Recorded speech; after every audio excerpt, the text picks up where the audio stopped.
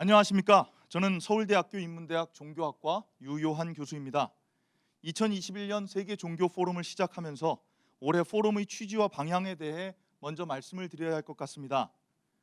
전라북도 정읍 출신의 작가 신경숙은 올 봄에 자신의 고향을 무대로 삼은 소설 아버지에게 갔었어 라는 소설을 발표했습니다. 사실 처음 읽을 때는 잘 드러나지 않을 수도 있겠지만 종교학자의 관점에서 보면 이 소설에는 종교적인 내용이 상당히 많이 담겨 있습니다. 먼저 저는 이 소설이 전라북도 정읍이라는 특정한 장소와 연관시키지 않고도 관찰이 가능한 인간의 종교적인 모습들을 보여준다는 점을 언급하고 싶습니다. 이 소설의 화자이자 주인공 허니의 아버지는 14살 어린 나이에 역병으로 부모님을 잃고 땅을 일구는 책임을 맡아 가정을 꾸렸습니다. 그리고 6남매를 키워냅니다. 아버지는 꿈을 찾아 어디론가 멀리 떠나고 싶은 욕망을 마음 한편에 묻어두고 가정을 지킵니다. 소설의 적지 않은 구절에서 아버지가 개인적인 갈망을 누르고 유교로 대표되는 동아시아의 전통적인 가치관에 근거한 형태의 종교적 인간, 우리 종교학에서 말하는 호모 렐리기오소스의 삶을 살아왔다는 것들을 암시하고 있습니다. 예컨대 아버지가 농기구를 제자리에 두는 원칙을 엄격하게 지키고 또 묵은 해의 일들은 새해가 오기 전에 반드시 해결해야 하는 성격을 묘사하는 대목들에서는 농경과 관련된 우주의 질서를 매우 중시하는 옛사람의 모습들을 엿볼 수 있습니다.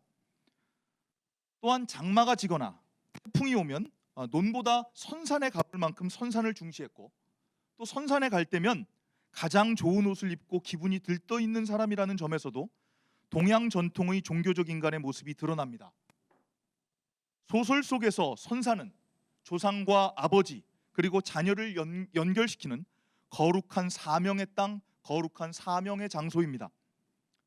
아버지는 자녀가 결혼할 때면 축의금의 일부를 떼어 선산 돌보는 일에 사용했고 성묘를 갈 때만큼은 자녀 중 누구도 빠지지 않도록 주의를 기울입니다.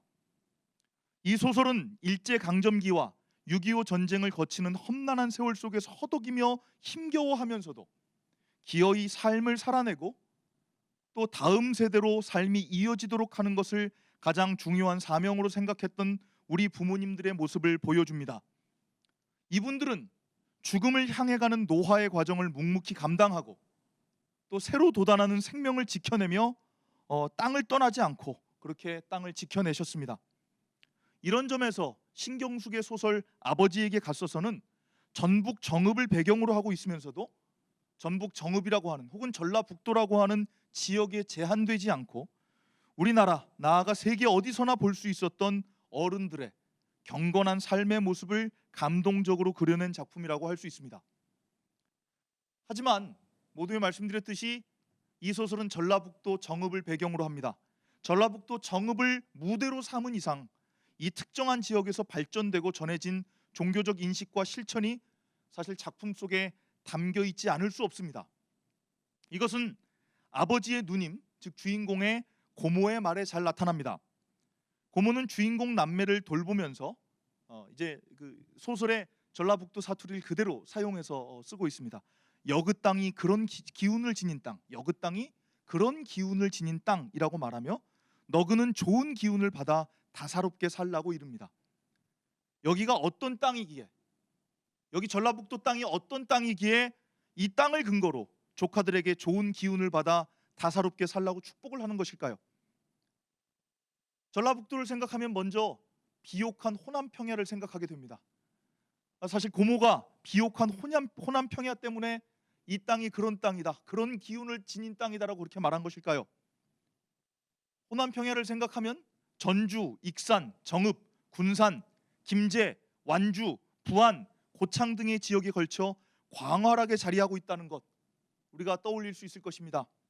이 호남평야는 바라보기만 해도 가슴이 벅차오르는 것이 분명합니다.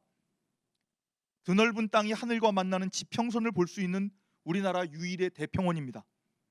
김제 벽골제, 정읍 눌제, 익산 황등제 같은 저수지가 이미 백제 시대부터 2000년 가까운 세월 동안 이어지며 아무리 가물어도 논에 항상 넉넉한 물이 넘실거리는 곳이기도 합니다. 소설 속에서도 주인공 남매들은 이 호남 평야의 풍족함 덕분에 줄이지 않고 자랄 수 있었다는 그런 말이 나옵니다. 하지만 고모의 자부심은 호남 평야의 풍족함에 대한 것이 아니었습니다. 고모가 이렇게 말합니다. 죄다들 고통스럽고 살기 팍팍함께 새 세상을 꿈꾸었던 사람들이 있었던 곳, 바랄 것은 새 세상뿐이라고 믿으면서 새로운 세상을 열고자 했던 사람들이 있었던 곳이 바로 전라북도 정읍이었기 때문입니다. 여러분, 바로 이 땅에서 동학 농민 운동이 일어났습니다. 또 새 세상을 세우겠다는 기치를 내걸고 교세를 늘려간 보천교회 사람들이 모여들었습니다. 사실 주인공의 집안 형편이 급격하게 기울었던 것은 한약방을 하던 할아버지가 보천교에서 인장과 교첩을 받기 위해 논밭을 팔아 바쳤기 때문이었지만, 고모는 이 보천교의 시도가 정말 참말 혹세무민에 불과했던 것이라고 보지 않습니다. 동학도 패오고 나라도 뺏기고 기댈 것이 없던 사람들이 차천자라 불리었던 차경석을 중심으로 새로운 세상이 열릴 것을 간절히 바랐던 것이 본질이라는 것입니다.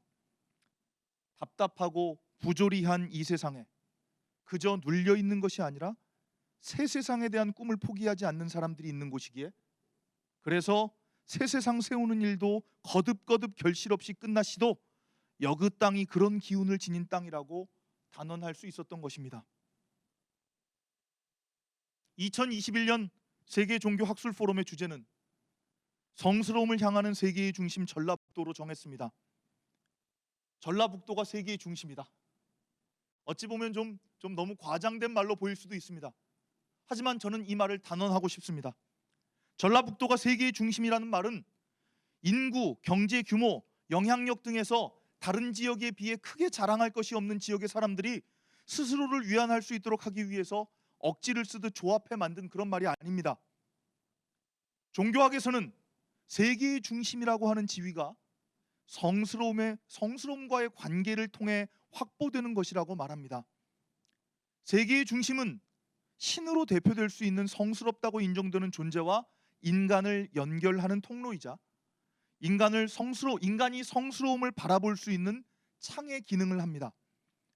종교적 인간에게 세계의 중심은 유한한 현실을 뚫고 나가 영원과 연결되는 공간입니다. 세상이 무의미하고 유한하고 부조리하며 불완전하더라도 세계의 중심에 서 있는 사람들은 의미와 가치가 있고 영원하고 공정하며 완전한 성스러움을 꿈꾸고 만들어갈 수 있었습니다. 신경숙의 소설 아버지에게 갔었어에서 주인공의 고모가 그렇게도 자랑스럽게 이야기한 새 세상을 바라는 사람들의 땅이 세계의 중심인 셈입니다. 오늘 우리는 학술적인 작업을 통해 여기 전라북도가 바로 그런 땅이라는 것을 밝혀내고자 합니다. 물론 전라북도가 세계의 중심으로서 전라북도만 그런 세계의 중심이라는 배타적인 위상을 가지고 있다라고 주장하고 싶지는 않습니다. 세계의 여러 종교들은 다양한 장소를 중심으로 인정합니다. 그러니까 세계의 여러 종교들이 각자 종교 내에서도 중심이라고 이르는 곳들이 여러 군데가 있을 수 있다는 그런 말씀입니다. 신들이 거주한다고 믿어지거나 특별한 사람이 신을 만나 계시를 받았다는 산이 될 수도 있고요, 하늘의 뜻을 따라 세운 국가 또는 하늘의 뜻을 따라 세운 도시가 세계의 중심이 될 수도 있고, 또 신의 반복을 작업하며 우주의 질서에 따라 지은 각자 개인이 거주하는 집이 세계의 중심으로 경험되기도 합니다. 달리 말해서 성스러움을 향하는 사람들이 거주하는 모든 곳이 세계의 중심이 될 수 있습니다. 여기에 대해 종교학자 미르체아 엘리아데는 저서 종교 형태론에서 세계의 중심으로 인정되는 무수한 장소가 공존할 수 있고, 따라서 여러 중심이 함께 있을 수 있다고 그렇게 설명한 바 있습니다. 한 국가나 문화권 내에도 세계의 중심으로 인식되는 다수의 장소가 있을 수 있다는 것은 분명합니다. 하지만 저는 전라북도가 성스러움과의 관계를 지향하는 사람들의 계속된 시도를 통해서 세계의 중심이라는 자리를 확고하게 지켜왔다는 것을 강조하고 싶습니다. 이는 오늘 5분의 선생님들의 발표를 통해 확인될 것입니다. 광활하고 기름진 호남 평야가 있음에도 역사 속에서 끊임없이 수탈당하고 때로는 무시당하기도 했던 전라북도는 이 부조리하고 불완전한 세상을 뒤바꾼 새로운 세상을 꿈꾸는 사람들이 있어 왔기 때문에 다른 어느 곳보다 견고한 세계의 중심이라고 할 수 있는 것입니다.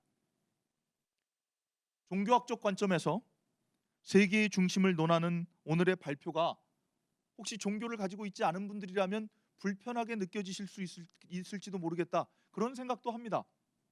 하지만 종교에 관심이 없는 분들도 종교가 아주 오랜 세월 동안 인간의 삶과 문화 속에 깊이 뿌리내리고 있었다는 것은 부인할 수 없을 것입니다. 제가 두 사람의 아주 그 베스트셀러 작가, 유명한 그 저자들을 소개하고자 합니다. 여러분들도 많이 아실 텐데요. 우리나라 독자들에게도 널리 읽힌 사피엔스, 호모 데우스 등의 저자 유발 하라리, 그리고 여행의 기술, 무신론자를 위한 종교 등의 저자 알랭드 보통, 이런 사람들이 있습니다. 유발 하라리나 알랭드 보통은 신의 존재를 인정하지 않는 무신론자들입니다. 하지만 이 사람들은 인류가 종교와 더불어 발전했다고 지적하고, 또 나아가서 심지어 현생 인류인 호모사피엔스가 지구의 지배적인 종이 될 수 있었던 것은 종교와 신화 덕분이었다라고 그렇게 주장합니다. 사실 종교를 배제하고서는 인류의 역사와 인간의 속성을 이해하게 할 수 없다라고 하는 거죠. 그래서 성스러움을 갈망하는 사람들이 설정한 세계의 중심에 주목하는 연구, 이 연구는 인류 전체의 역사를 포괄적이고도 정당하게 평가하기 위한 작업이기도 한 것입니다. 올해 세계 종교 포럼에서는 전라북도에서 시작되었거나 전라북도의 중심을 설정한 종교 전통들의 초점을 맞춘 논문들이 발표됩니다. 기조 발표는 전북의 종교문화 민심의 한가운데서 천심을 보다라는 제목으로 서울대학교 종교학과 최종성 교수님이 맡아주셨습니다.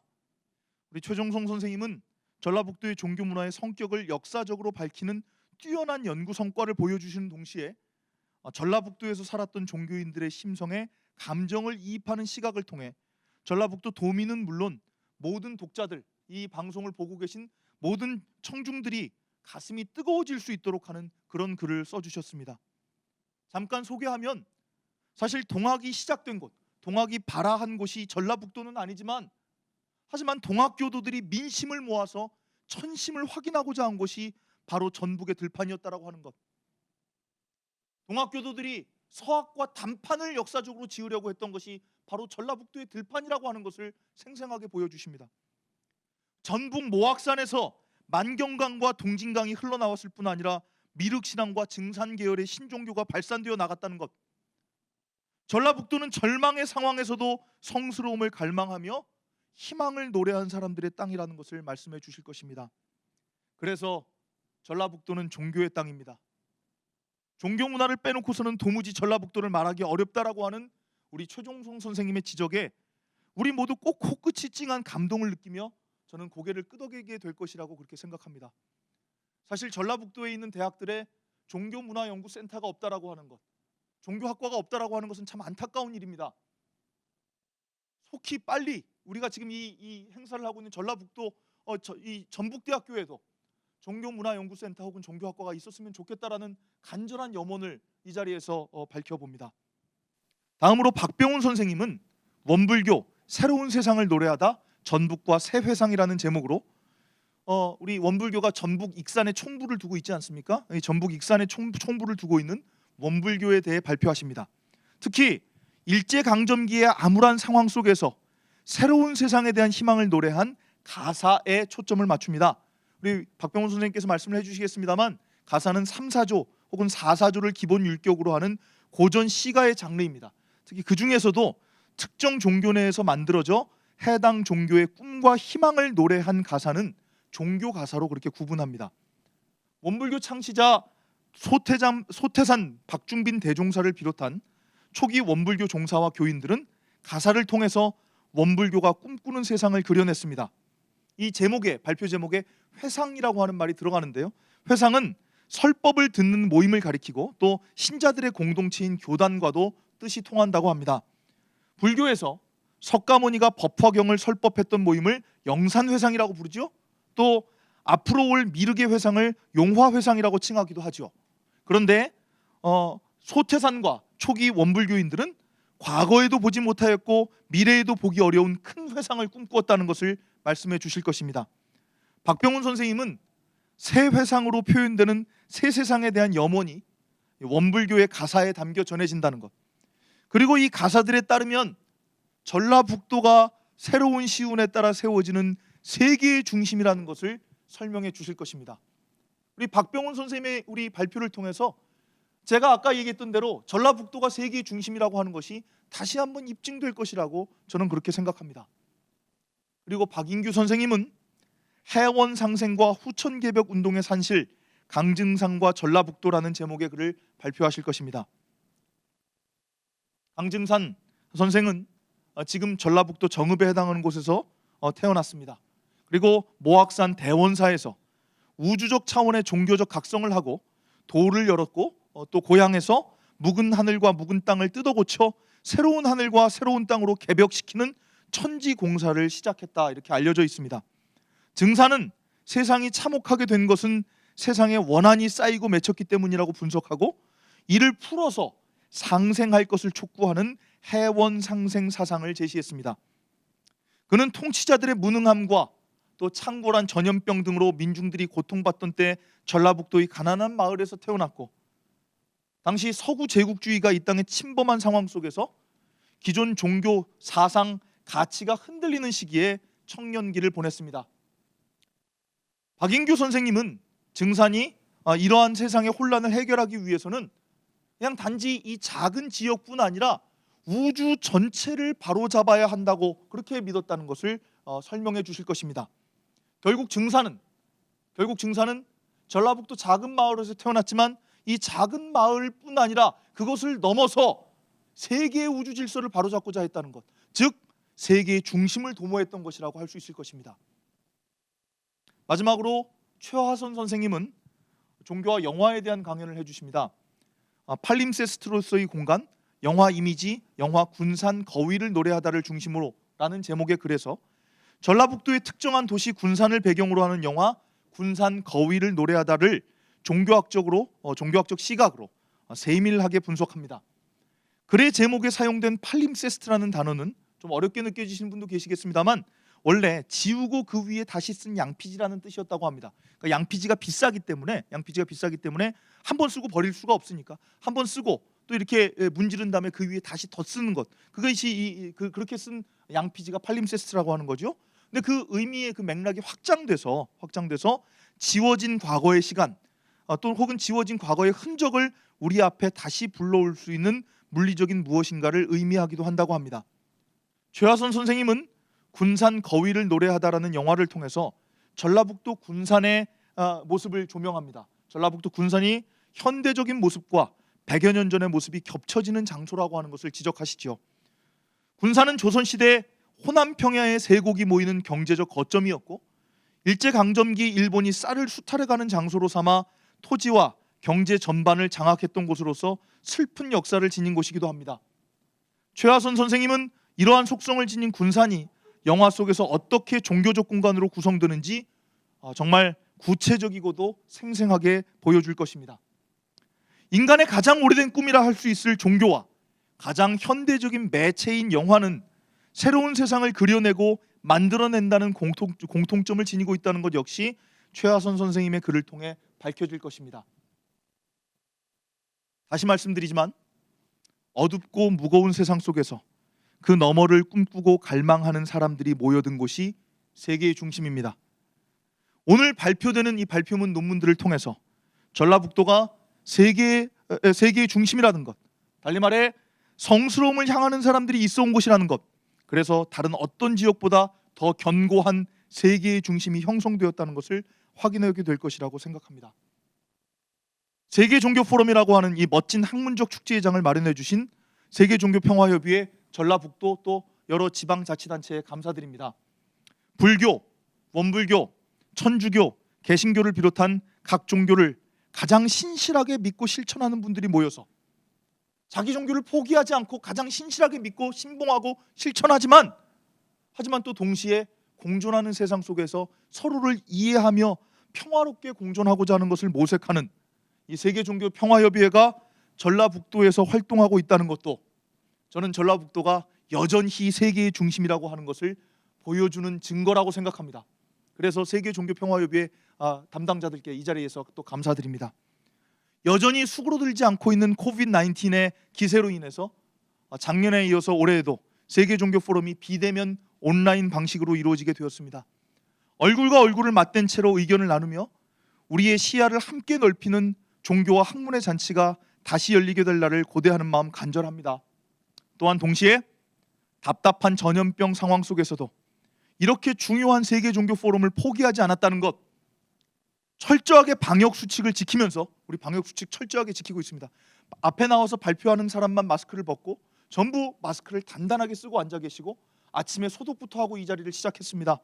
이렇게 철저하게 방역수칙을 지키면서 온라인으로 이렇게 이 중요한 행사를 개최했다는 하는 것은 세계종교평화협의회가 현실에서는 물론 온라인상에서도 성스러움을 향하는 사람들이 만들어가는 세계의 중심임을 보여주는 증거일 것입니다.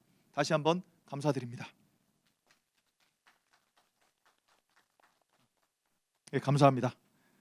이어서 오늘 세계종교포럼의 기조 발표를 맡아주신 분을 소개하겠습니다. 오늘 기조 발표를 맡아주신 분은 서울대학교 인문대학 종교학과 최종성 교수님이십니다. 우리나라 한국종교연구를 대표하는 학자이십니다. 제가 아주 존경하는 학자이시기도 합니다. 여러 한국종교의 분야들을 다루셨는데요.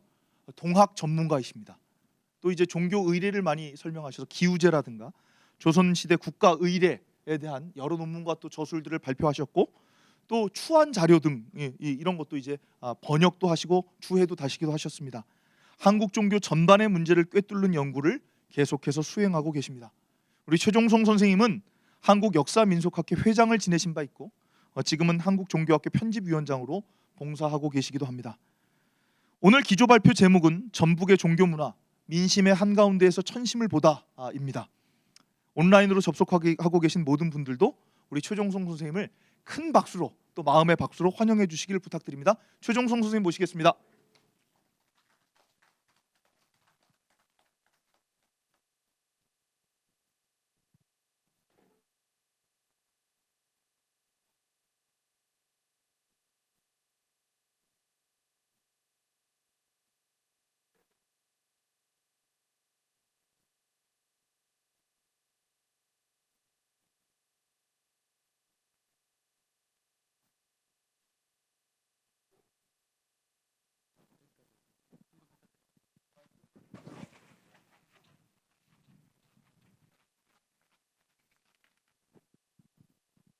네, 유한 선생님 감사합니다. 소개 감사드리고 이 기조 강연으로 초대해 주셔서 감사합니다. 오늘 말씀드릴 것은 전북의 종교문화 민심의 한가운데서 천심을 보다입니다.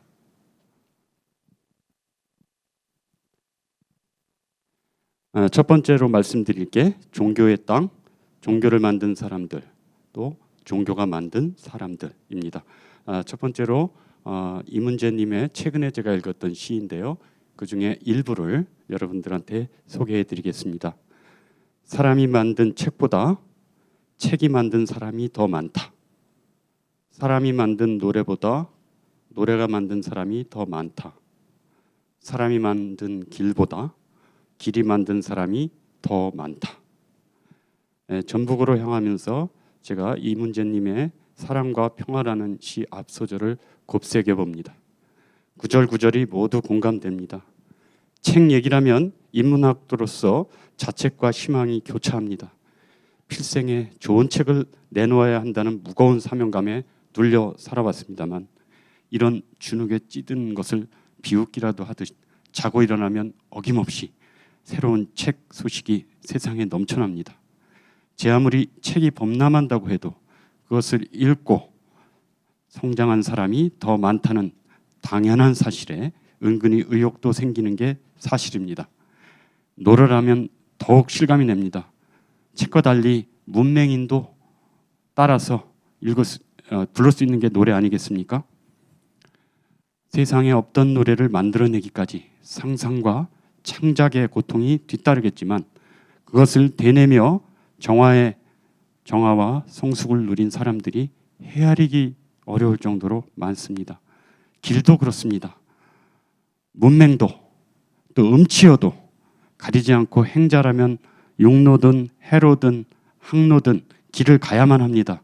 미처 이름을 붙이기 어려울 정도로 많은 길이 생겨나지만 그 길이 주는 효용성을 누린 사람에 비할 바가 아닙니다. 종교의 땅 전북입니다. 종교 문화를 빼놓고는 도무지 전북을 말하기 어렵다고 봅니다.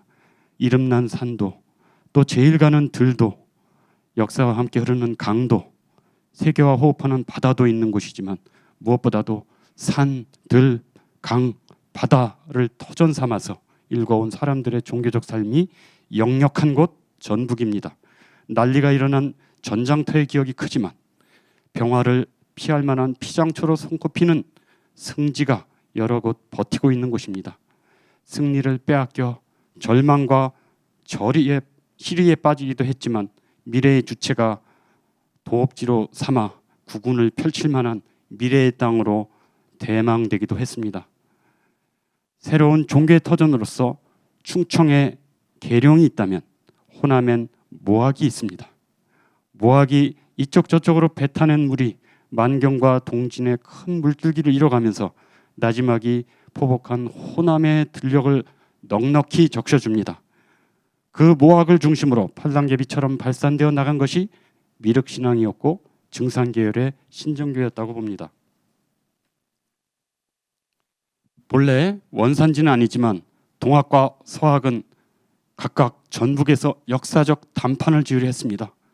영남에서 발화한 동학은 전북의 들판에서 민심을 모아 천심을 확인하고자 했습니다. 전북의 앞바다와 금강을 거쳐간 서학은 결단력 있는 호남의 형제들에게 전해지면서 새 신앙의 대전환을 맞습니다. 금강을 넘어 남진한 서학과 북진하다 금강을 넘지 못한 동학이 조선말 전북의 종교 100년사의 골자라고 해도 과언이 아닐 것입니다. 뜨거운 순교의 피를 뿌린 서학, 얼음장 같은 실패를 감내해야 했던 동학, 당장의 성공 여부는 중요하지 않다고 봅니다. 중요한 것은 실패의 질과 깊이였다고 생각합니다. 비교종 신화학자인 프랑스의 조르주 디메질이 있습니다. 이분이 1986년에 돌아가신 대학자죠. 아까 유해한 선생님께서 말씀해 주셨던 미르시아 엘리아데도 1986년에 돌아가셨습니다. 공교롭게. 그리고 그 해는 제가 대학에 들어가서 종교학을 처음 시작한 해이기도 했습니다. 이 대학자 둘을 장사 지내면서 제가 이 구석배기 한반도에서 종교학을 시작했다는 게 저만 그 의미를 부여하면서 종교학을 했던 기억이 납니다. 이 드메질이 인도 유러피안의 아주 폭넓은 신화 속에서 주제자, 그리고 전쟁하는 전사자, 그리고 농업 등을 해서 생산하는 그런 생산자, 이 세 가지의 공통된 사회적 기능을 도출해냈습니다만 저는 전북 사람을 놓고 보면 공부하는 사람, 그리고 일하는 사람, 그리고 기도하는 사람 등으로 나눌 수 있다고 생각합니다. 사대부들은 평생 서책이 놓인 책상을 떠나지 않았으며 농민들은 너른 들판에서 땀 흘려 일하기를 게을리하지 않았고 기도하는 사람들은 영성을 닦는 일이라면 방랑과 시련도 마다하지 않았습니다.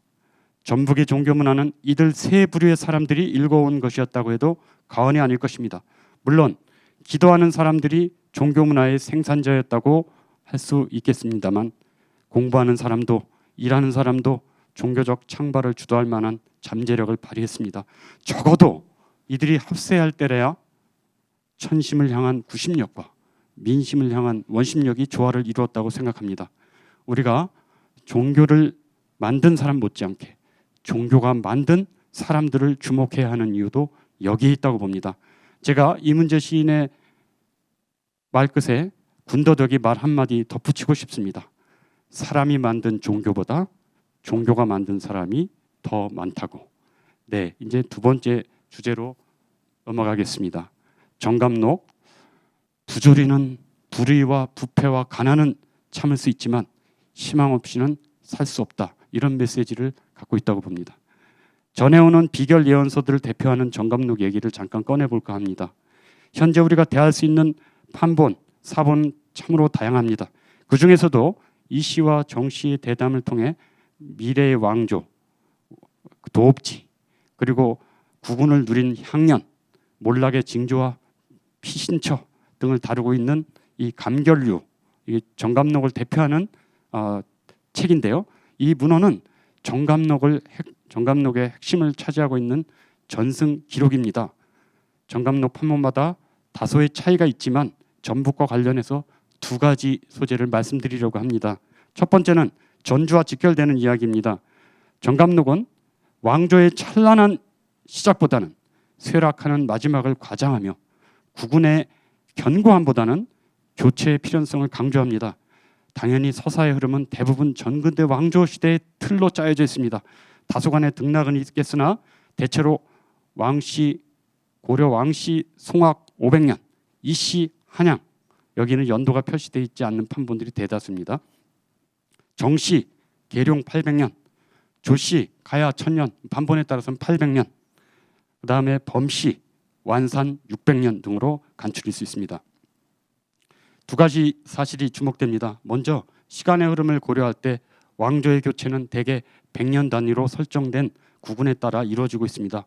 물론 한양 이씨 왕조의 향년을 비워둔 것은 그건 나름대로 특별한 이유가 있다고 봅니다. 둘째, 공간의 흐름을 볼 때 개성, 한양, 계룡, 합천, 전주로 이어지면서 왕도의 위치가 남하하고 있습니다. 지도에 차례로 표시해 보면 마치 아라비아 숫자 중에 5자 중에 행으로 된 머리를 떼어내면 이렇게 소문자 B처럼 쓰실 만큼 5자에서 이렇게 머리 부분을 떼어낸 마지막 핵들의 연속과도 같아 보입니다. 정감록이 조선 후기에 작성 유포된 내용을 기초로 삼고 있다는 점을 감안할 때 당대의 현안이었던 이씨에서 정씨로의 교체가 주목을 받았기 마련입니다. 이씨 한양의 땅에 누릴 운수가 운수의 기간을 고정시키지 않은 채 예언에 않았던 것은 예언의 긴박성과 수정 가능성을 열어놓은 가로치기 전략이었다고 봅니다. 300년에 이씨가 망할 거다. 그러다 좀 시간 지나면 다시 400년, 또 500년 이렇게 수정이 가능해지고 그만큼 100년 단위로 긴박성을 부여해 줬다고 생각을 합니다. 그럼에도 불구하고 괄호를 꿰뚫고 나온 흔적은 여기저기 확인됩니다. 여러 판본을 종합해 본 결과 이씨의 향년은 300년설, 400년설, 500년설로 각양각색입니다. 100년 단위로 연기된 흔적이 역력합니다. 숫자에 좀 집착한다면 천년왕국론, 밀레니엄리즘이 아니고 100년왕국론, 센테니얼리즘 이런 말은 잘 없습니다만은 제가 굳이 조어라면 100년왕국론이라고 해도 무방할 정도로 등장하는 왕조들의 주기가 100년 단위이고 당대의 운명기관을 재조정할 경우에도 100년 단위였습니다. 말씀드리고 싶은 것은 정감록 100년왕국론의 대미를 장식하고 있는 것이 바로 완산, 전주 범씨 600년이었다는 점입니다. 그러나 몇천 년 뒤에 머나먼 이야기라 그런지 특별한 화제거리도 없이 왕조의 주인공, 도읍지, 국운의 기간만이 언급되는 정도입니다. 예외적으로 약간의 디테일을 갖춘 판본도 눈에 띄는데요. 그 판본에 따르면 전주 왕조는 마을 얼굴에다가 사람의 몸을 한 영웅이 북쪽 해도로부터 출현하는 데서 시작합니다. 그는 신장이 8척에 달하고 온몸이 푸르고 입으로는 화염을 토해내는 영웅으로 묘사됩니다. 그가 의병을 일으켜서 완산에 당도한 다음에 남서향으로 왕궁을 배치하고 나라를 다스릴 거라 합니다. 그러나 활과 말을 그런 무예만을 고집하다가 보니 예약이 영원히 끊기게 되고 그로 인해 달팽이 몸에다가 사람의 얼굴을 한 영웅이 다시 나타나서 만국의 운명을 맞는다고 합니다. 자, 고려 왕조는 통일 전 골머리를 앓게 했던 후백제의 땅으로 전주를 기억하는 듯합니다. 여러분 잘 아시는 고려사 후녀 10조에도 기록되어 있듯이 미운 털이 톡톡히 박혀 눈 밖에 나 있는 차현 이남, 그러니까 차령 이남, 공주강 밖, 이제 금강 밖의 땅은 다름 아닌 전주 지역을 지칭합니다. 그러니까 장수부터 출론을 해가지고 무주로 흘러서 영동을 거쳐서 옥천을 거쳐서 대전, 갑천하고 만나서 다시 세종으로 갔다가 공주, 부여, 강경, 군산으로 이렇게 흘러지는 게 보면은 이렇게 활 모양처럼 서울 개경을 향해서 나 있습니다. 그래서 활이 화살촉이 저쪽 개경을 향한다 해서 활이긴 활인데 반대쪽을 향한다 해서 반궁이라고 하는 이런 미운터를 더 씌워놓았던 게 사실입니다. 그러나 조선의 민중들은 그런 역사적 분노로 가득 찬 가공된 옛 기억을 밀어내고 새로운 미래에 대한 상상의 역사를 정감록의 서사에 담아 비밀스럽게 얘기하기 시작했습니다. 조선 왕조를 낳은 뿌리로서의 자존감은 먼 미래의 이야기이긴 하지만 마지막 왕조가 펼쳐지는 희망의 자리로 유지되고 있습니다. 자존심 강한 이들이 불의와 부패로 점철된 역사의 질곡을 이겨내기란 쉽지 않았을 겁니다. 그러나 가장 견디기 어려운 것은 희망의 부재였을지도 모르겠습니다. 그런데 그런 희망을 노래하는 게 이 바로 정감록 서사에 살짝 비춰진 게 아닌가 생각이 됩니다. 두 번째 이야기는 난리를 피할 만한 땅으로 지목된 남원, 무주, 부안에 관한 이야기입니다. 정감록은 왕조의 교체뿐만 아니라 교체기에 닥쳐올 위험한 징후를 피해 몸을 숨길 만한 땅으로 10군데를 지정하고 있습니다. 이른바 십승지라고 하는 것이죠. 대개 영월과 공주를 잇는 동서횡단선 이남 지역에 구원의 땅이 설정되어 있습니다. 판본마다 약간의 차이는 있겠지만 놀랍게도 십승지 중에 3군데가 전북에 배당되어 있습니다. 우선 현재 남원 지역인 운봉의 두류산이 주목을 받습니다. 이것은 난리를 피해서 잠시 머무를 수 있는 임시 방편의 공간이 아니라 영원히 기거할 수 있는 땅이요, 어진 재산과 뛰어난 장수가 계속해서 배출되는 땅으로 손꼽혀 왔습니다. 뭐 그저 그런 레토릭이라고 생각할 수 있지만 정감록에 기록되어 있는 십승지 중에서 이 정도 평가를 누리는 곳은 태백하고 남원이 유일합니다. 다음으로 무주, 무풍면 일대라고 기억이 되는데 무봉산 지역이 피난의 땅으로 주목을 받았고요. 그리고 부안의 호암 지역도 십승지의 리스트에 이름을 올렸는데 특히 부안의 호암은 이 여느 곳과는 달리 가장 기이한 곳이라고 평가를 최기다. 아주 가장 기이한 곳이라고 하는 평가가 들어가 있습니다. 적어도 민중들의 구원론적인 지리학에서는 전북은 결코 주변부가 아니었습니다. 들판을 피로 적시는 역사의 불행이 반복되는 땅이었지만 그러한 병화를 잊게 할 희망의 망명지를 들판 가까운 내륙에 보유하고 있었던 셈입니다. 무주, 남원, 부안을 이렇게 읽다 보면 소문자 제2자를 착 쓰게 되면은 전라북도의 동부 산간을 거쳐서 변산까지 쭉 꼬리를 우산 꼬리처럼 달고 있는 형세를 하고 있고 그 품을 안고 있는 들판에서 이제 여러 우리 어떤 민심을 확인하는 종교 문화가 싹 텄다고 생각이 됩니다. 네, 다음은 비성 얘기를 좀 해보겠습니다. 좀 불편한 얘기가 될지 모르지만 그래도 우리가 되새기고 기억해야 될 만한 얘기라고 생각합니다. 호남의 동학만 생각하면 뜨거웠던 가슴팍에 벼랑간 상고대가 허옇게 피어나는 듯 아려옵니다. 늘상 드나들던 헝걸찬 호남 제일문 대로를 제쳐두고 오늘은 여러분께 호남 제일정, 호남의 제일 가는 정자 얘기를 해볼까 합니다. 태안에 있죠. 철길과 역이 서면서 성장한 이웃 신태인에 비해 옛 영화의 정치를 간직한 곳이 바로 태인입니다. 건물을 보면 정면 옥황과 측면 사칸에 팔짝 지붕을 얹은 아주 당당하고 준수한 그런 정자가 도롤하게 솟아 있습니다. 정면 중앙 처마 아래엔 호남 정자의 자존심을 내건 호남 제일정이라는 현판도 또렷합니다. 정자에 오르면 명성답게 내부 벽마다 옛 현판이 즐비하고 그 중에서도 누정의 고유한 이름을 담은 피향정, 이 연꽃 향기가 피면은 이제 널리 두루두루 퍼진다는 의미를 담고 있는데요.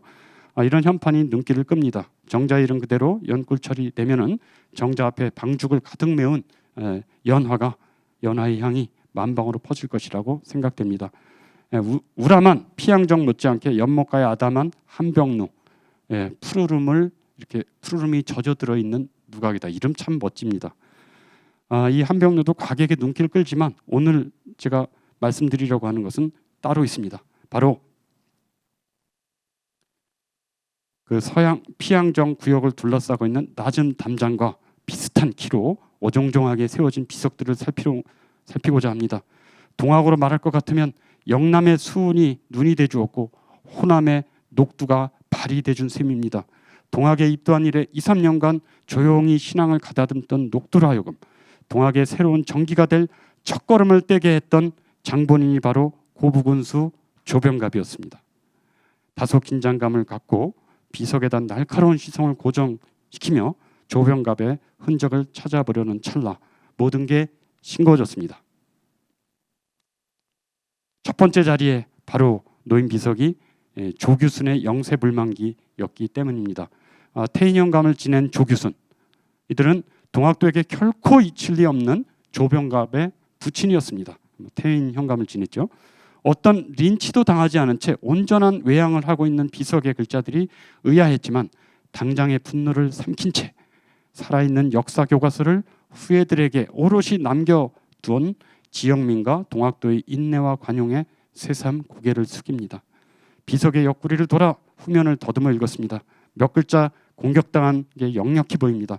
그래도 어렵지 않게 17글자 계사 2월 1 자, 병갑, 이 고부군수, 건각, 개수라고 하는 이 17자는 온전히 건져낼 수 있습니다.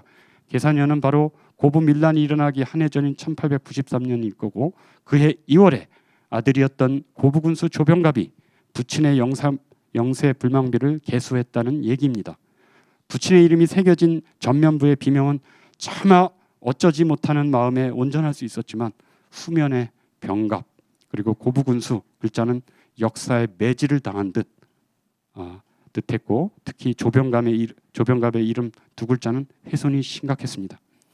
부친의 송독비를 챙기면서 효자 노릇하는 걸 누가 뭐라 하겠습니까? 문제는 자신의 알령한 효도를 부리겠다는 욕망이라고 제가 표현하고 싶습니다. 효욕을 챙기기 위해 주민들의 고혈을 격출했다는 데 있습니다.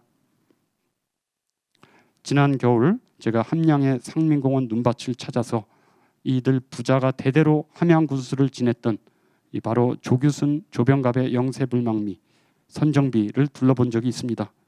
군수 조규순의 영세불망비는 1847년 8월에 이미 세워졌었는데 거의 40년 뒤에나 다시 이 지역에 부임한 막내 아들 조병갑이 재임 중이었던 1886년에 7월에 비석을 이전하여 다시 봉안했다는 그런 내용이 들어있었습니다.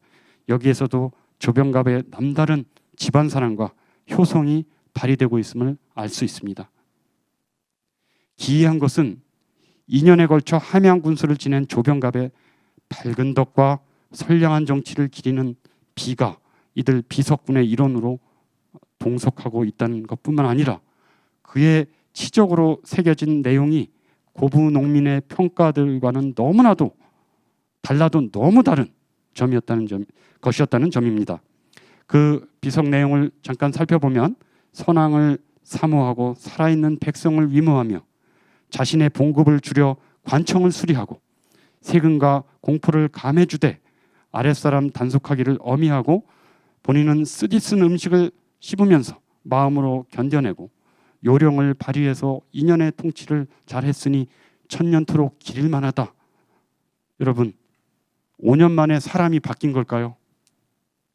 저리도 인자하고 공정했던 관리가 어쩔 수 없을 정도로 짧은 시간에 세상과 인심이 급변이라도 했던 것일까요?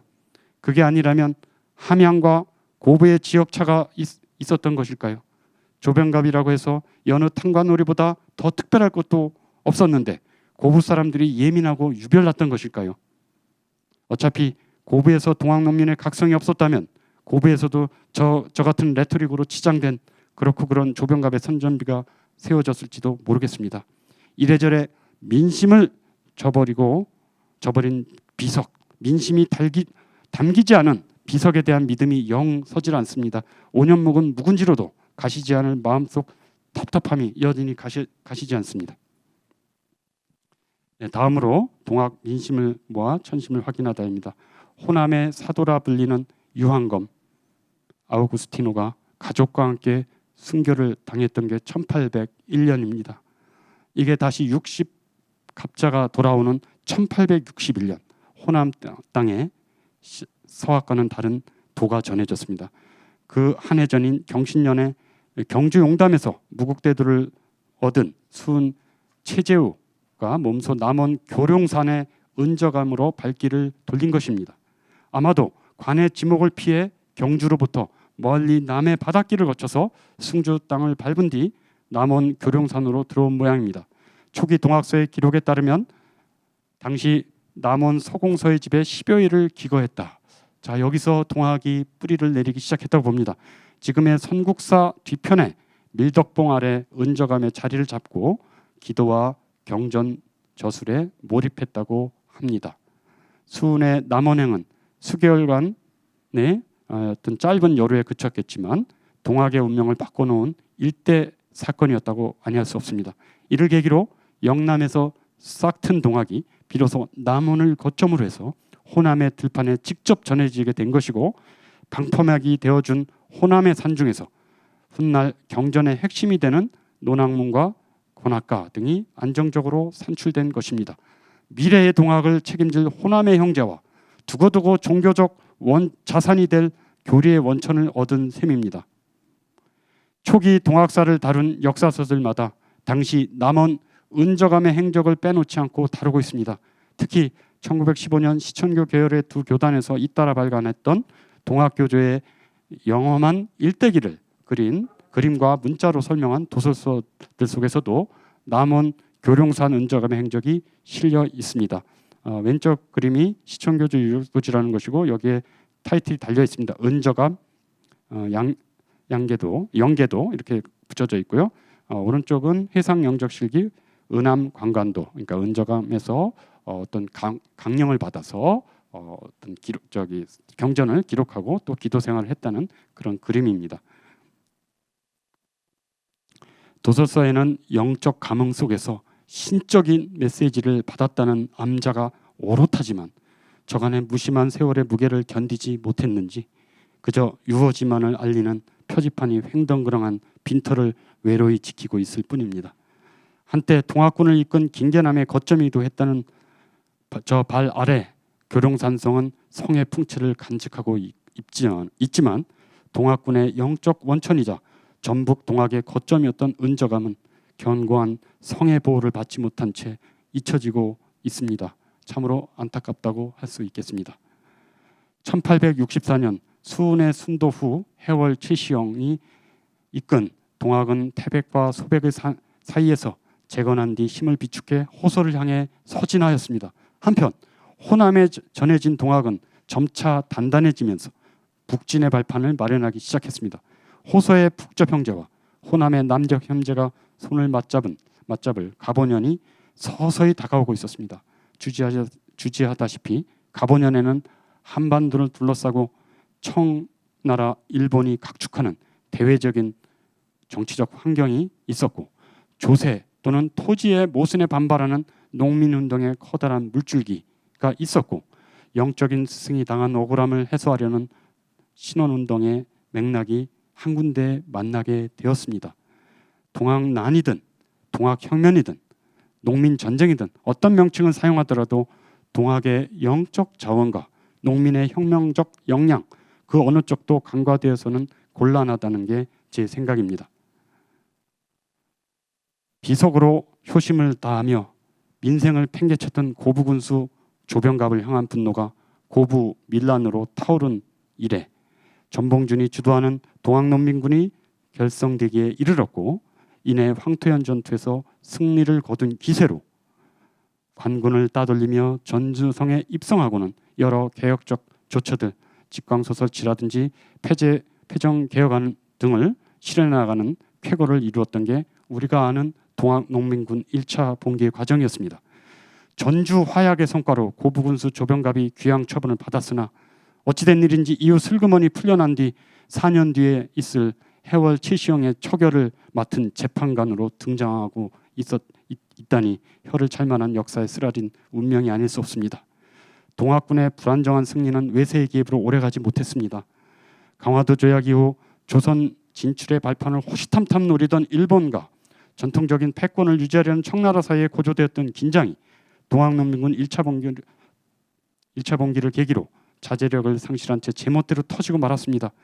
경복궁을 점령한 뒤 개화파 정부를 앞세운 일본은 수륙 양면에서 청군을 냅다 몰아붙이다가 결국 청해 리용장이 이끄는 북양 대군에게 크나큰 패배를 안겨주며 동아시의 골목대장을 자처하기 시작했습니다. 이러한 정세를 지켜볼 수 없었던 동학농민군은 공주, 남원, 삼내 등의 민회를 거쳐 남북접이 연합한 제2차 봉기를 다짐하게 되었습니다. 패전개혁의 수준을 넘어 이제 반외세 투쟁으로 결집된 동학의 기세는 대단했지만 죽창의 열기만으로 무라타 소총으로 무장한 일본군의 냉정한 화력을 감당해낼 수는 없었습니다. 결국 호남과 호서의 형제가 맞잡고 금강을 넘으려던 동학도의 꿈은 우금치 고개를 넘지 못하고 좌절되었습니다. 동학군은 해산되었고 여기저기 흩어진 동학의 지도자들은 궁지로 몰리다 하나둘 사지로 몰려 나갔습니다. 남원을 호령하던 김계남은 태인 종송리에 잡혔고 순창 피놀이에 은신하다 피체된 녹두 장군도 만경을 넘어 그리도 넘고 싶어했던 금강을 수족을 묶인 채 차마 건너며 서울로 압송되고 말았습니다. 안도현 시인 잘 아시죠? 이 안도현 시인이 문단에 등단시키면서 오늘의 그가 있게 했던 눈물겨운 시 서울로 가는 전봉준이 떠오릅니다. 시는 좀 길입니다만 제가 낭독해 올리겠습니다. 눈 내리는 만경들 건너가네 해진 집신에 상투 하나 떠가네 가는 길 그리운이 아무도 없네 녹두꽃 자지러지게 피면 돌아올 거나 울며 울지 않으며 가는 우리 봉준이 풀잎들이 북향하며 일체히 성긴 머리를 푸네 그 누가 알기나 하리 처음에는 우리 모두 이름 없는 들꽃이었더니 들꽃 중에서도 저 하늘 보기 두려워 그늘 깊은 땅으로 젖은 발 내리고 싶어하던 잔뿌리였더니 그대 떠나기 전에 우리는 목신 그대의 칼집도 찾아주지 못하고 조선 호랑이들처럼 모여 울어주지도 못하였네. 그보다도 더운 국밥 한 그릇 말아주지 못하였네. 못다한 그 사랑 원망이라도 하듯 속절없이 눈발은 그치지 않고 한자 새치 눈 쌓이는 소리까지 들려오나니 그 누가 알기나 하리. 겨울이라 꽁꽁 숨어 우는 우리나라 풀뿌리들이 입춘 경칩지나 수군거리며 봄바람 찾아오면 수천 개의 푸른 기상나팔을 불어제낄 것을 지금은 선발 묶인 저 얼음장 광줄기가 옥빛 데님을 호련 풀어헤치고 서해로 출렁거리며 쳐들어갈 것을 우리 성상 개업신 곳 가까이 가서 녹두알 같은 눈물을 흘리며 한 목숨 타오르겠네. 봉준이 이 사람아 그대 갈 때 누군가 찍은 한 장 사진 속에서 기억하라고 타는 눈빛으로 건네던 말 오늘 나는 알겠네.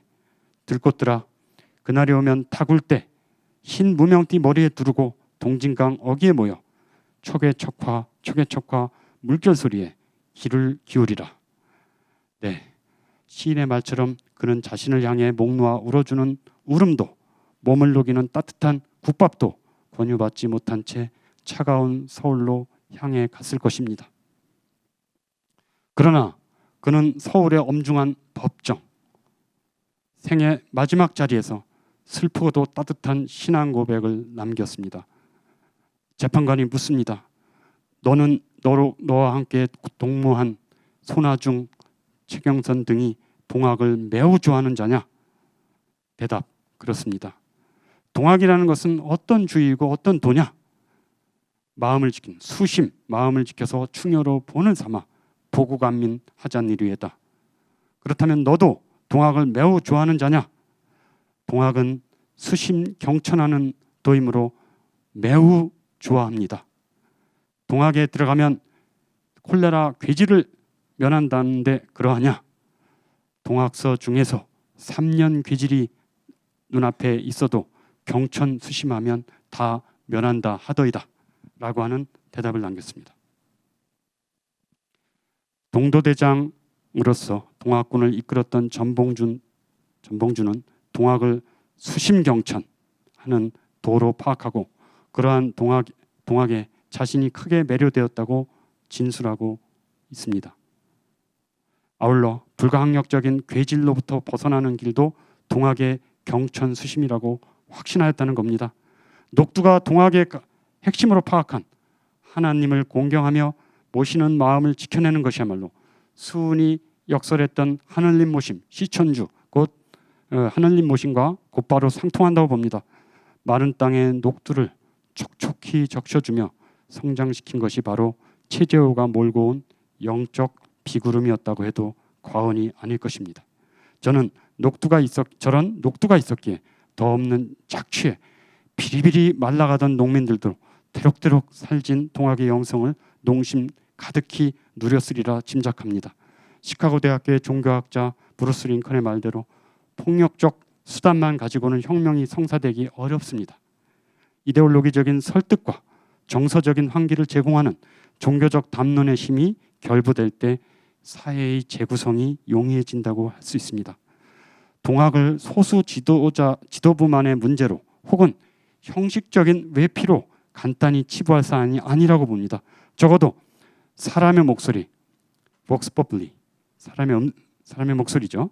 이것이 곧 하나님의 음성, 하나님의 소리, vox dei로 믿으며 응집할 수 있게 했던, 그래서 저들의 목소리가 호남의 군현, 그 관아 이 수준을 넘어서 전국적으로 확장될 수 있게 했던 원동력이 어디에 있었겠습니까? 동학은 분명 실패했습니다. 그러나 민심을 모아 천심을 확인하려는 질적인 목표가 있었기에 무참히 짓밟힌 실패에도 불구하고 같은 해 그들만의 성공으로 그쳤던 갑오개혁, 삼일천하였던 갑신정변 뭐 이런 것들보다 민심, 천심이 함께 있었기 때문에 역사의 기억을 지배하고 있다고 생각합니다. 감사합니다. 최종성 선생님 감사드립니다. 큰 박수로 감사의 마음을 표해 주시기를 부탁드립니다.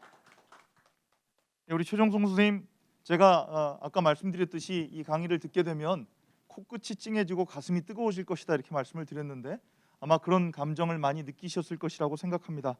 다시 한번 이 명강에 감사를 드립니다. 네, 여러분 안녕하세요. 방금 소개를 받은 권용란입니다. 저는 오늘 경기전 태조의 본향을 담다라는 제목으로 여러분과 경기전에 대한 이야기를 나누려 합니다.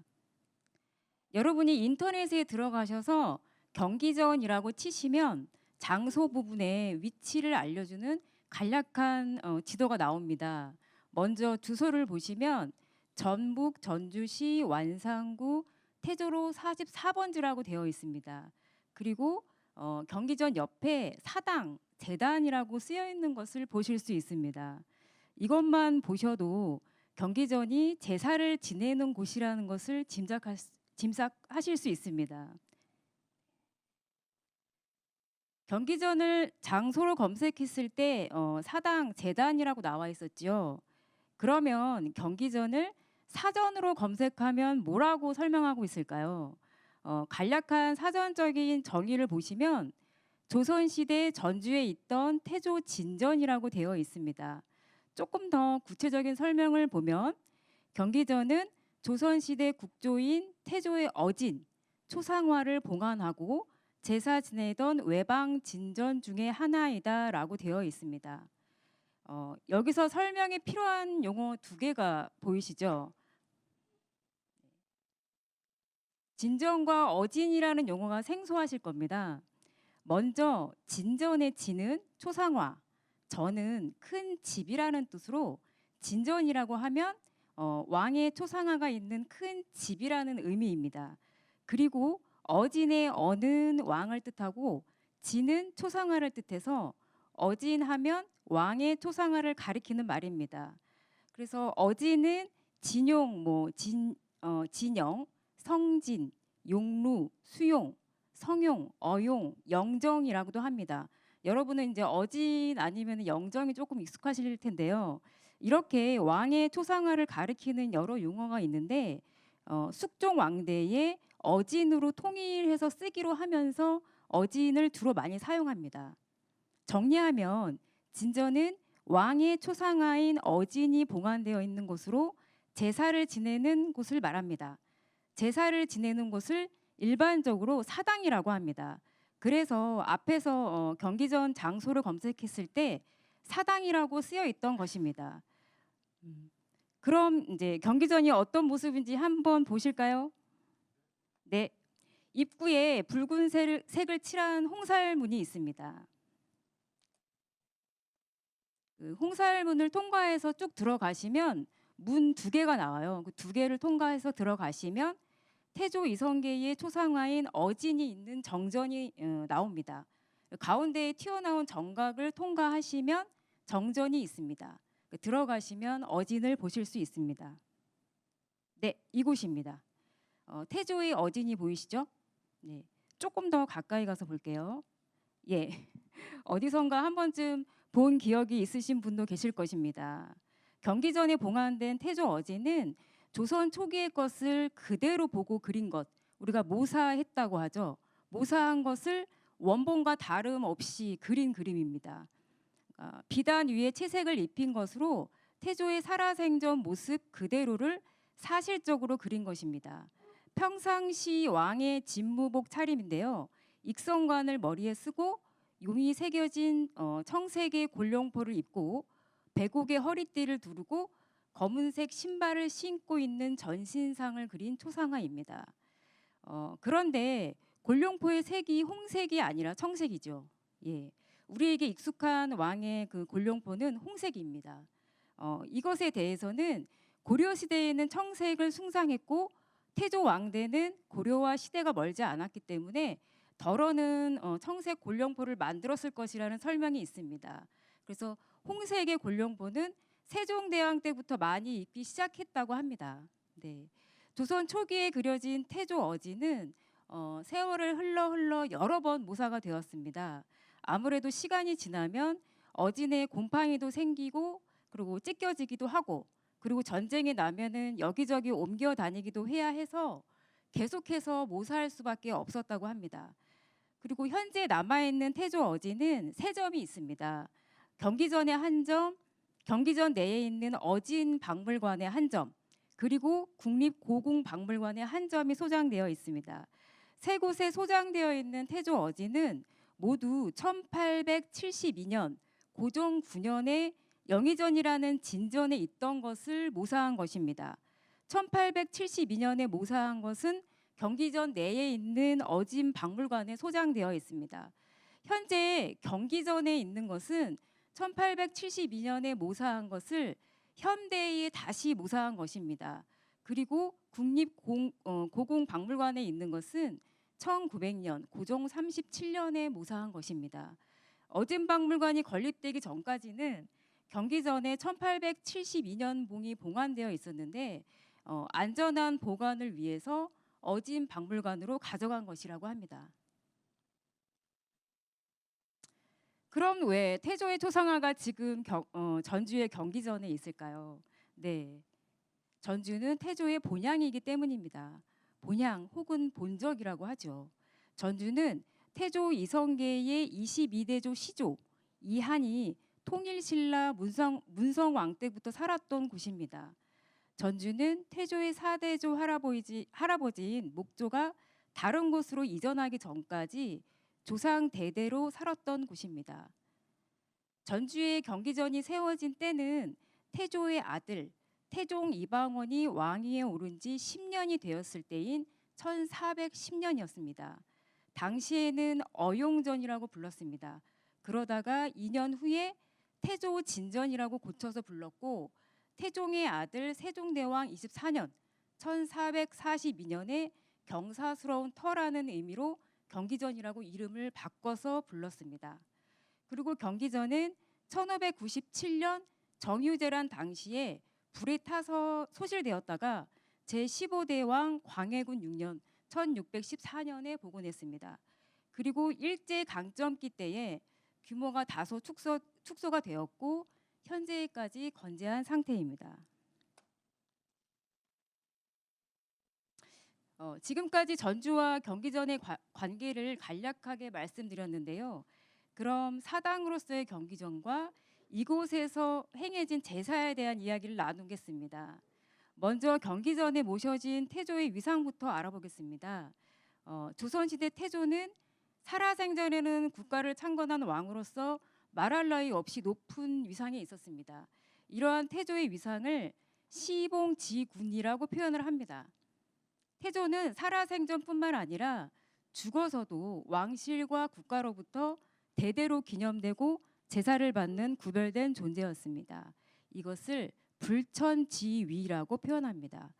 태조 이성계의 위상은 살아서는 시봉지군으로 추앙을 받고 죽어서는 불천지위로 지속적으로 기념되고 제사를 받는 존재였습니다.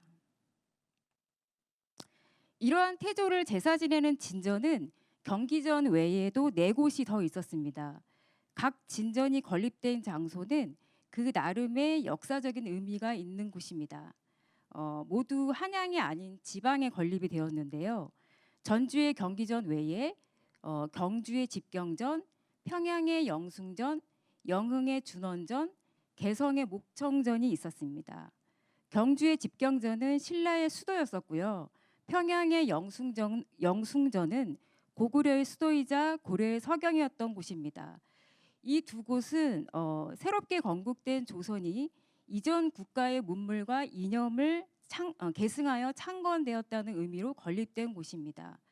그리고 준원전이 있는 영흥은 태조의 아버지인 환조의 집이자 태조가 태어난 곳입니다.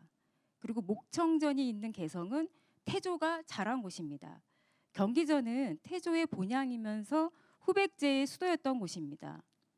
준원전, 목청전, 그리고 경기전은 태조의 개인적인 역사와 관련된 공간입니다. 역사적으로 그리고 태조 개인사적으로 의미가 있는 이런 5곳의 진전들은 조선시대 당시에 어떤 역할을 하였을까요? 네, 먼저 태조의 진전은 이전 시대였던 고려시대가 가고 새롭게 건국된 조선왕조의 정당성과 합법성을 보여주는 것이었습니다. 새로운 시대와 문화가 열렸다는 어떤 선언적인 의미와도 같았습니다. 그리고 왕권을 강화하는 역할을 했습니다. 지방에 있던 진전을 통해서 새로운 국가의 왕이 누구인지 알려주는 그런 왕의 권위를 보여주는 역할을 했던 것입니다. 왕권 강화는 사회를 하나로 통합할 수 있는 힘으로 이어질 수 있었습니다. 5곳의 태조 진전들 중에서도 경기전은 단연 조선 왕실과 국가의 중심 공간의 역할을 하였습니다. 조선 왕실과 국가의 주요한 역사를 담고 있는 상징적인 공간이 경기전을 중심으로 주변에 포진하게 됩니다. 경기전이 건립되고 나서 세종대왕 21년 1439년에 조선왕조 실록을 보관하는 전주사고가 건립이 되었습니다. 잘 아시다시피 조선왕조 실록은 조선시대의 대표적인 역사책으로 각 왕대에 있었던 모든 일들을 기록한 책입니다. 당시 조선왕조 실록은 한양의 춘추관을 비롯해서 지방의 3군데에 나눠서 보관했는데요. 그 중에 한 곳이 전주였습니다. 그리고 제21대 왕 영조왕 47년 1771년에는 전주시의 시조 이한 부부의 위패를 모신 사당 조경묘가 설립이 되었습니다. 경기전을 중심으로 성지가 이루어진 셈입니다. 경기전의 역할과 의미는 조선시대에만 한정된 것은 아닙니다. 현재까지도 그 의미를 찾을 수 있습니다. 1970년에는 제8대 왕 예종왕의 태항아리를 보관한 태실과 비석이 완주군 구이면에서 경기전 안으로 옮겨왔습니다. 조선 왕실의 중심 공간으로서의 경기전의 의미를 더하고 있습니다. 2010년에는 경기전 내에 어진 박물관을 건립하여서 경기전의 현대적인 의미를 더하고 있습니다. 경기전은 조선 초기에 건립된 태조 진전 5곳 중에서 현재까지 유일하게 남아있는 곳입니다.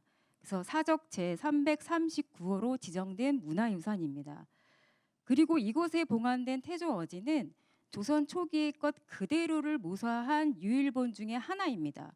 그러니까 보물 931호, 국보 제317호로 지정된 문화유산입니다. 경기전은 조선시대에는 조선 왕실과 국가의 성지였고 현대에는 문화유산으로서 역사적, 종교적, 사회문화적, 학술적인 차원에서 귀중한 보물이라 하겠습니다. 그러면 조선시대 성지를 할 수 있는 경기전은 과연 누가 설립하자고 했을까요? 그러니까 태조의 위상을 생각을 하면 국가가 적극적으로 나서서 했을 것 같죠. 그런데 문헌을 보시면 우리가 추측하는 것과는 달리 다른 사실을 발견할 수가 있습니다. 이것은 두 개의 실록 기록을 통해서 알 수 있는데요. 먼저 태종 9년 1409년의 태종실록을 보시면 이런 기사가 있습니다. 경상도부 관찰사 이원이 그러니까 경주에 있던 태조 진전인 집경전입니다. 집경전에서 태조의 어진을 받들고 도착하였다. 각 사의 관원 한 명이 숭례문, 지금의 남대문이요. 남대문 밖에서 맞이하여 개성전에 임시로 안치하였다. 처음에 전주에서 태조 어진을 봉안하게 해달라고 청하였기 때문에 한양으로 모셔와서 그대로 보고 그리도록 명한 것이었다라고 하였습니다. 그러니까 태종실록을 통해서 알 수 있는 것은 전주에서 태조 어진을 봉안하게 해달라고 요청했다는 내용입니다. 그래서 경주에 있던 집경전에서 태조 어진을 한양으로 모셔와서 그대로 보고 그리도록 하고 이것을 7개월 후에 전주에 경기전을 세우고 봉안하도록 한 것이었습니다. 두 번째 경기전 설립 주체에 관해서 알 수 있는 문헌으로 세종 1년 1419년의 세종실록을 보시면 진전의 설치는 본래 각처의 부로들이 태조의 성덕을 바라고 사모하여 요청해서 세운 것일 뿐입니다라고 하였습니다. 네, 전주의 부로들이 요청해서 세운 것이라는 사실을 확인할 수 있습니다. 여기서 부로라고 하는 것은 각 지역의 나이 많은 남자 어른을 일컫는 말로 당시 중요한 일들을 결정하는 대표자들을 말합니다. 그러니까 경기전은 전주의 부로들이 요청해서 세운 것이라는 사실을 알 수 있습니다. 그러니까 국가가 주체적으로 세운 것은 아니었던 거죠. 그러면 경기전은 전주만의 기념비적인 장소였을까요? 국가와는 전혀 상관이 없는 곳이었을까요? 네. 문헌에 의하면은 세종대왕 14년 1432년에 경기전 폐지에 관한 논의가 있었습니다. 그러니까 공식적인 이런 폐지 논의가 있기 전까지는 사실 국가가 어느 정도 경기전 관리와 제사에 관여는 했지만 일률적이지는 않았습니다. 그래서 경기전 폐지에 관한 논의 세종실록을 보시면 다음과 같은 이제 내용들이 나옵니다. 먼저 세종대왕과 신하들 간에 이야기가 오고 갔는데 그중에 세종대왕은 먼저 이미 태종 왕대에 만들어진 진전을 경솔하게 없앨 수는 없고 그렇다고 그냥 방치할 수도 없다는 입장이었습니다. 그러면서 신하들에게 어떻게 하면 좋을지 의견을 내라고 합니다. 이에 대해서 대다수의 신하들은 지방자치 차원에서 즉 전주에서 태조왕을 제사하는 것은 옛 제도에는 없는 그러니까 전례에 없는 것이라고 하면서 폐지해야 한다고 주장을 했습니다. 다시 말하면 돌아가신 왕을 전주가 제사의 주관자가 되어서 제사 지낼 수는 없다는 것이었습니다. 이렇게 대부분의 신하들이 말한 이유는 돌아가신 왕은 아무나 제사할 수 없는 존재로 현재의 왕만이 제사 지낼 자격이 있었기 때문입니다. 그래서 경기전 제사를 당시 세종대왕이 아닌 전주에서 자체적으로 제사를 지내게 된다면은 예의 질서에 어긋난 제사, 즉 음사로 취급될 수도 있었기 때문입니다. 그런데 이런 대다수의 신하들과는 달리 신하 맹사성은 이미 건립한 진전은 그대로 두고 보수하는 것이 좋겠다는 의견을 냅니다. 네, 결론은 어떻게 났을까요? 예. 세종대왕은 맹사성의 의견을 채택해서 경기전을 폐지하지 않고 그대로 두기로 합니다. 그러면서 국가가 제사를 담당하고 관리인 2명을 두어서 경기전을 관리하도록 명령합니다. 이렇게 결정한 가장 큰 요인은 효라고 볼 수 있습니다. 한번 만들어진 사당과 그곳에 봉안된 어진은 마치 살아계신 부모를 모신 것과 같은 의미였기 때문에 쉽게 없앨 수는 없었습니다.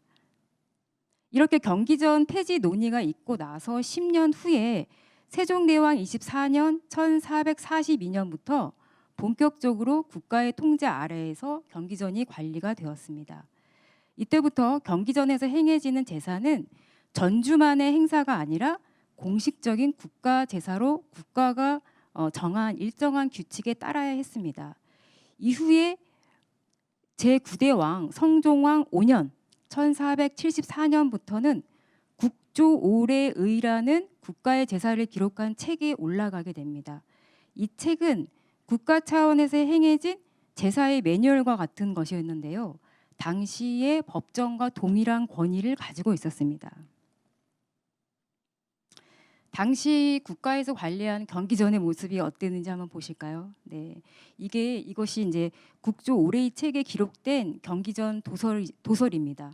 맨 앞쪽에 보시면 그 외신문이 있고 그 외신문으로 들어가면은 내신문이 있고 또 들어가시면 정전이 나옵니다. 이 정전에 태조의 어진이 있었습니다.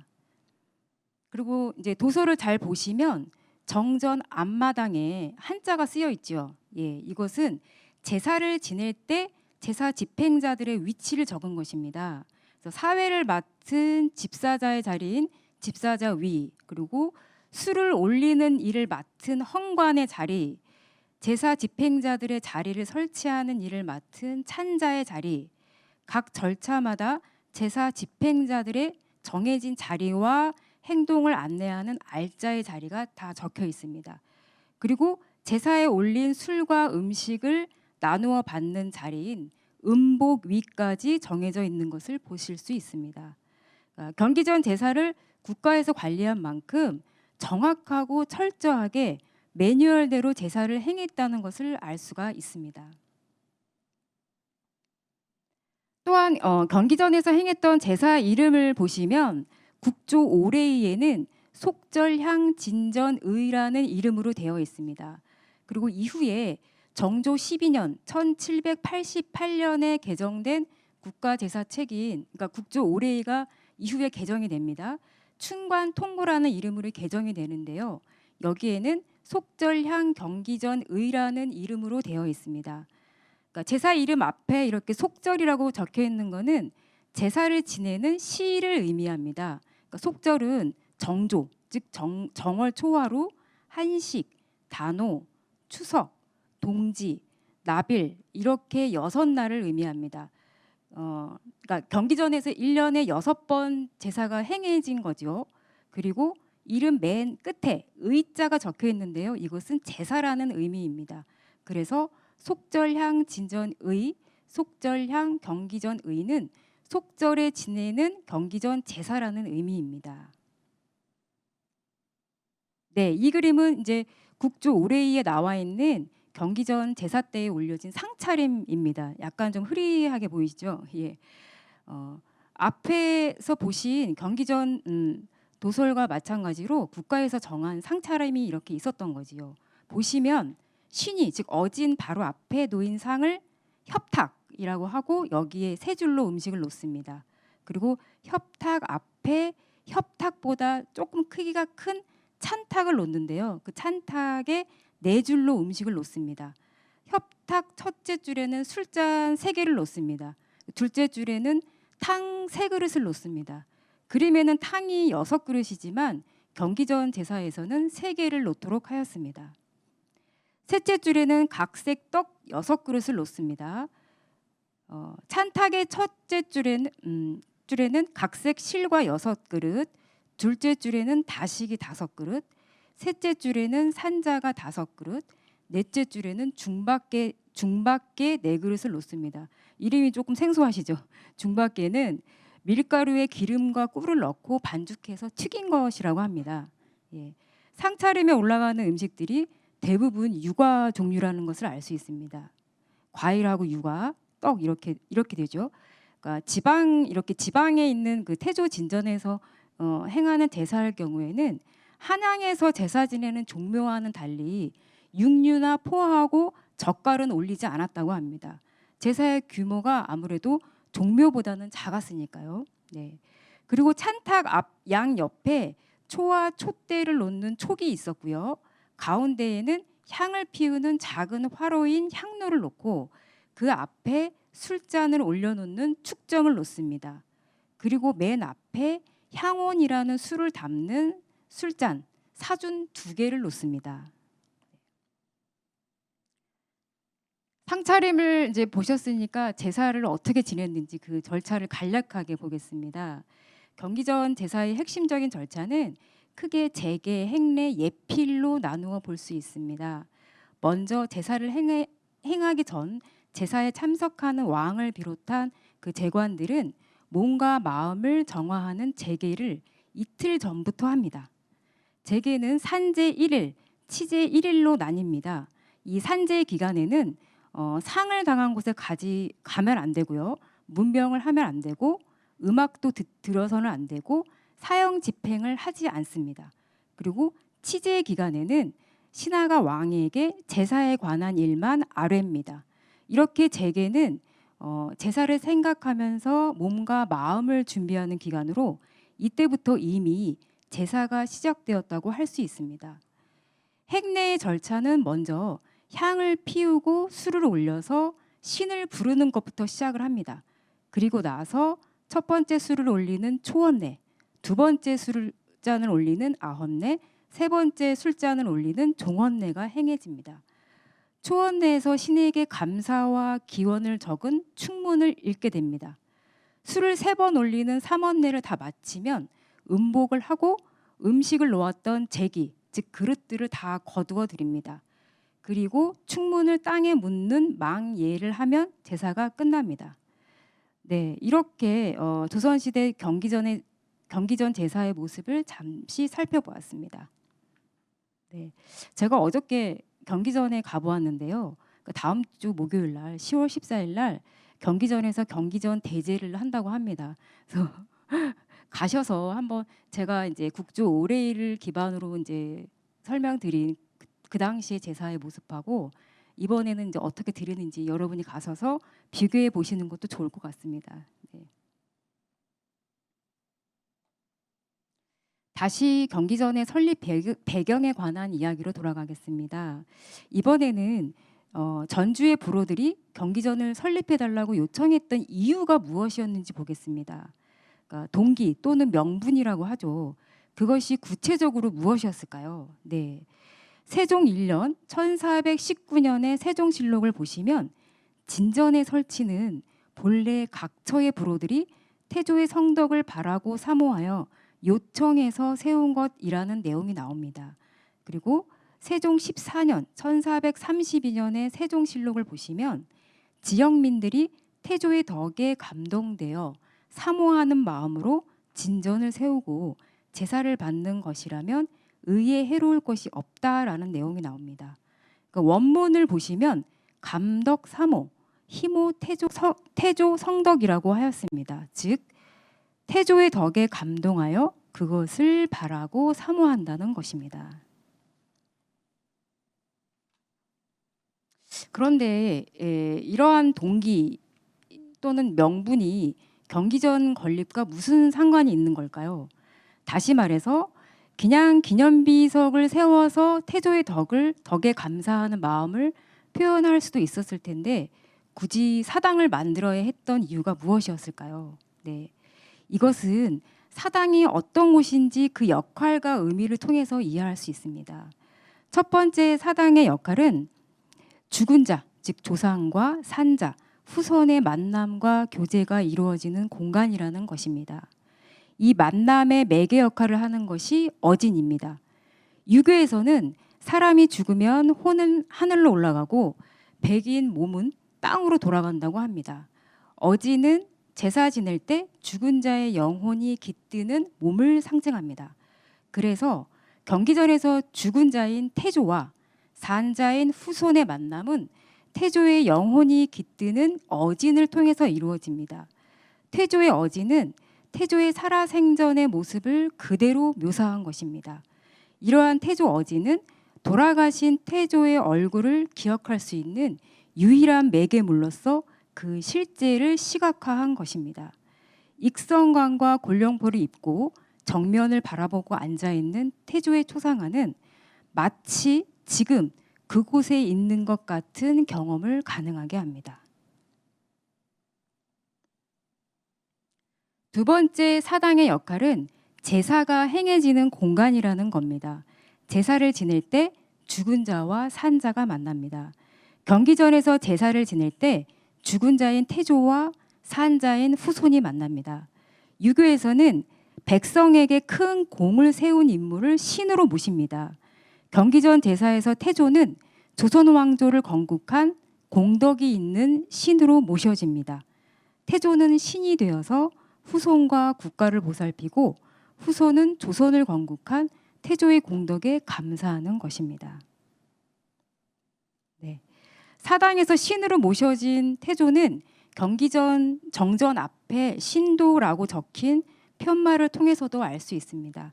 신도라는 것은 신만이 다니는 길이라는 의미입니다. 바로 태조가 신이 되어 다니는 길을 표시한 것입니다. 제가 어제 갔을 때는 이 신도라는 편말은 없어졌고요. 그냥 길만 남아 있는데 여러분이 가시면 이것이 신도라고 하는 것을 아실 수 있을 겁니다. 이제부터는. 예. 또한 태조와 후손의 만남은 제사를 지낼 때 낭송하는 축문을 통해서도 알 수 있습니다. 축문은 신에게 감사하고 기원하는 마음을 담은 일종의 기도문입니다. 경기전 제사에서 읽었던 축문의 내용을 한번 보실게요. 네. 삶과 세월은 빠르게 흘러 이렇게 좋은 때를 만나니 더욱 그리움이 사무칩니다. 깨끗하고 공경스러운 제사를 올립니다. 삼가 희생 고기와 단술 여러 가지 곡물을 차려서 경건히 밝은 제사를 드립니다. 흠양하소서. 이걸 현대말로 바꿔보면 태조께서 보살펴 주셔서 오늘과 같은 좋은 시절을 보냅니다. 이런 날 태조가 더욱 그립습니다. 여러 음식을 차려서 경건한 마음으로 제사를 올립니다. 기쁘게 받아주소서. 이런 내용입니다. 사당의 역할을 경기전과 관련해서 다시 정리를 하면, 첫째, 사당 경기전은 태조 어진을 매개로 해서 후손과의 만남이 이루어지는 성스러운 공간이다. 둘째, 태조와 후손의 만남은 사당 경기전에서 행해지는 제사를 통해서 이루어진다. 전주의 불어들이 사당 경기전을 건립한 이유는 조선을 건국한 태조의 공덕을 기념하는 차원을 넘어선 것입니다. 즉, 태조를 신으로 모셔서 지속적으로 만나고 태조의 공덕을 기리고 그 공덕의 은혜에 보답하기 위한 것이었습니다. 이것은 기념비를 세워서 할 수 있는 것은 아니었습니다. 이와 같은 사당으로서의 경기전의 역할과 의미는 무엇보다도 이곳이 종교적인 공간이었다는 사실을 말해줍니다. 사당, 경기전의 의미를 조금 더 이해하기 위해서 당시 한양에 있던 종묘와 비교해 보겠습니다. 사진을 한번 보시겠습니다. 네, 경기전과는 사뭇 다른 모습이죠. 길게 늘어선 문들이 보이죠. 네, 이 길게 늘어서 있는 문들을 열고 들어가시면 각 신주가 있는 방들을 보실 수 있습니다. 이곳은 제사를 행할 때만 보실 수 있습니다. 네. 그리고 두 개의 신주가 보이시죠? 한 방에 왕과 왕비의 신주가 있는 모습입니다. 그리고 그 앞에는 상차림이 있고요. 네. 종묘와 경기전의 외관상의 차이가 보이셨죠? 네. 여러분이 잘 알다시피 한양의 종묘는 돌아가신 왕과 왕비의 신주가 있는 사당입니다. 조선 왕실과 국가를 상징하는 대표적인 사당입니다. 그래서 가장 큰 사당이라는 의미로 태묘라고도 합니다. 전주의 경기전은 종묘와는 달리 태조의 단독 사당입니다. 그리고 경기전은 태조의 본향인 전주라는 지역적인 의미와 결합된 공간입니다. 왕의 고향 또는 본향을 풍패지향이라고 합니다. 한마디로 경기전은 왕의 본향, 즉 풍패지향으로 구별된 중심 사당입니다. 동시에 경기전은 전주의 지역성을 뛰어넘어 조선 왕조의 뿌리를 재확인하는 국가 차원의 중심 사당입니다. 이것이 경기전의 가장 중요한 정체성입니다. 태조의 본향을 담고 있는 전주의 경기전은 왕실은 물론 국가의 중요한 중심 사당 중 하나로 자리매김한 것입니다. 네. 지금까지 저와 함께 경기전 태조의 본향을 담다라는 제목으로 함께 나누었습니다. 여러분은 저와 함께 하시면서 어떤 생각을 하셨나요? 한번 전주의 경기전에 오셔서 이곳이 나와는 어떤 상관이 있는 곳인지 생각해 보면 어떠실까요? 네, 오랜 시간 들어주셔서 감사합니다. 이것으로 마무리하겠습니다. 예, 감사합니다. 큰 박수로 감사를 표해 주시면 좋겠습니다. 발표 중에 아마 시간이 없어서 짧게 말씀을 해주신 부분이 넘어가신 부분이 그 태조 어진이 보물 931호이자 국보 317호다 말씀하셨는데, 이게 아마 1987년에 보물 931호로 지정됐고 그게 아마 2012년인가 국보로 승격된 것을 그렇게 그냥 짧게 말씀하시다 보니까 그렇게 말씀해 주신 것 같습니다. 여기에 대해서 우리 정말 좋은 발표를 해주셨는데 박인규 선생님께서 토론 질문을 좀 던져주시기를 부탁드립니다. 예, 안녕하십니까. 예, 선생님 발표를 잘 들었습니다. 예, 저는 서울대학교 종교학과에서 강사를 하고 있는 박인규라고 합니다. 예, 선생님 발표를 통해서 조선 시대에 총 5곳에 진전이 있었다는 것을 알 수 있었고, 그중에 현재 남아있는 것은 경기전밖에 없구나. 그리고 이 경기전이 바로 이 조선 왕조를 연 태조 이성계의 본현과 관련된 진전이기 때문에 더욱 역사적 의미가 있고 중요하다는 것을 알게 됐습니다. 그렇다면 그 발표에서는 말씀을 하지 않으셨는데 그 다른 그 4곳의 진전은 어떻게 됐는지, 어떤 배경으로 없어지게 되거나 이렇게 사라지게 됐는지 그 부분이 좀 궁금합니다. 네, 감사합니다. 네, 질문 감사드립니다.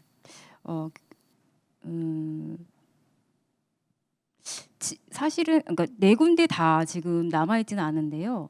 그 북한에 남아 있는 목청정 같은 경우에는 한국 전쟁, 그러니까 6.25 사변 이후에 복원이 됐다라고 하는 기록은 있는데 그 이후에 지금까지 어떻게 잘 보관되고 있는지는 알려져 있지 않습니다. 그리고 나머지 2군데는 이제 임진왜란과 병자호란 당시에 소실되었고 복원이 되지 않았습니다.